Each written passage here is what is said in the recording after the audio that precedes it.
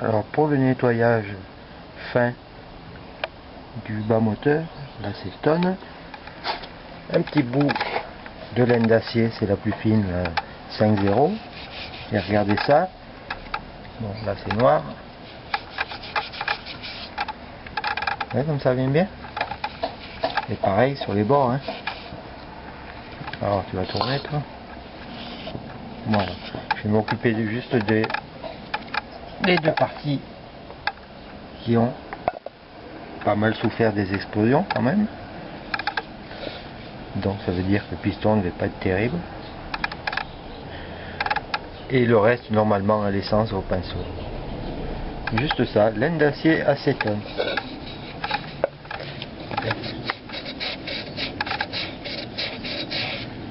Voilà. Donc en plus ça va pas esquinter, ni rayer, ni rien du tout. C'est parfait. Il faut aussi penser au futur remontage. Et donc nettoyer le plan de joint. Évidemment sur les deux faces. Hein, sur les deux demi-carters. Et bien j'emploie la même méthode. Hein. Ça va très bien. Sans rayer. Et surtout ça m'enlève bien. Vous connaissez bien l'acétone. Hein. Vous savez, pour enlever le rouge à ongles. Et en plus c'est un dissolvant dégraissant. Et bien ça permet d'enlever tout l'ancien joint. Là vous en voyez des reliefs. Oui, on peut appeler ça des reliefs, des restes. L'ancien joint, ben, il y en a un peu de partout.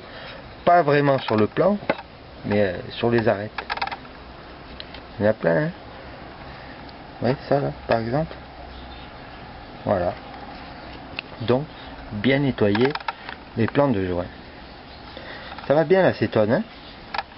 Je suis content d'avoir trouvé ça, tiens. Même un piston, ça doit le faire. Voilà, pour le moment, j'ai fait les deux plans de joint. Sans nickel. J'ai fait les deux et maintenant je vais pouvoir nettoyer. Bon, de toute façon, j'en reparlerai, mais vous voyez ce plan de joint là. Il y a un paquet, hein, il y a tous les tours de vis. Avant de refermer, il faudra mettre de la pâte à joint. Et il ne faudra rien oublier. Même là, les petits passages, là, tous les tours de vis, les petits passages, tout le tour. Là, non, évidemment. On s'arrêtera là. Mais il faudra faire tous les tours de vis. Et tous les petits, les traverses, les renforts, là. Il faudra rien oublier, mais j'en reparlerai sûrement avant le remontage. Allez, bon ben, alors on y va. J'ai mis mon cardane.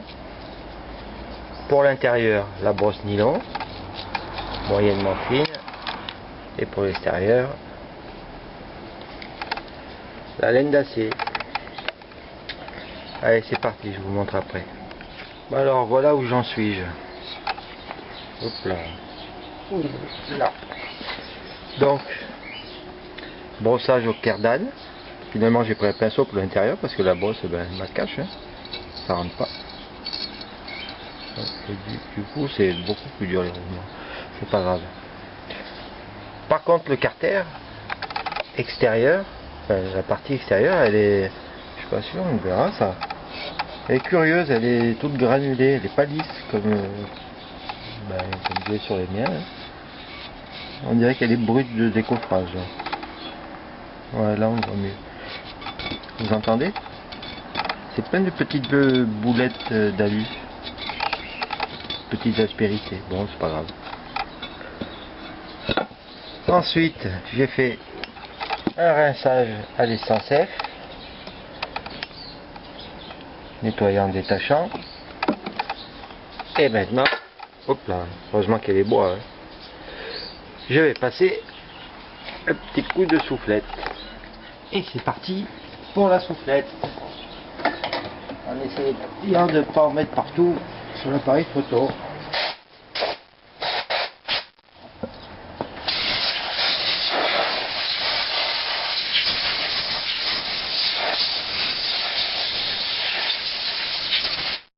En plus le compresseur va déclencher, vous n'allez pas rien entendre.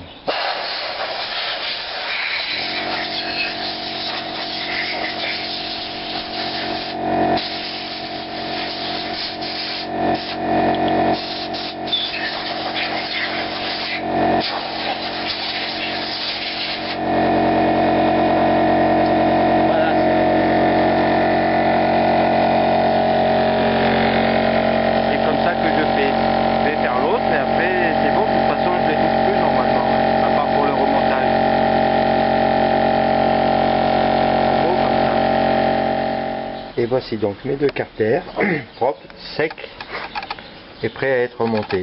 Enfin non, prêts. Enfin prêts, oui. Il faut d'abord l'équiper de roulement.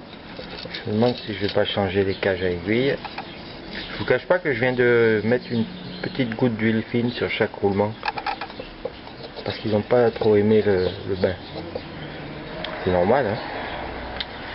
Ensuite, pendant le nettoyage, j'en ai profité pour nettoyer les plans de joint, l'embasse par exemple, là et là.